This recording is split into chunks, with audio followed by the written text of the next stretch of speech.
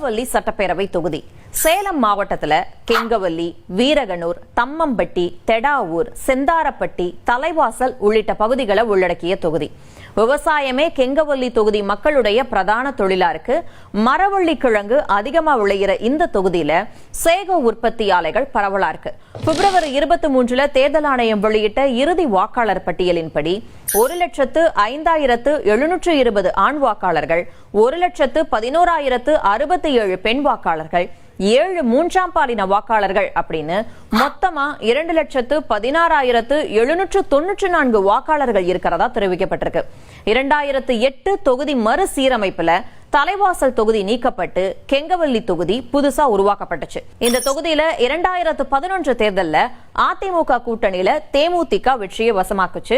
அப்புறமா 2016, 2021 தேர்தல்கள்ல அதிமுகவை வெற்றியை வசமாக்குச்சு.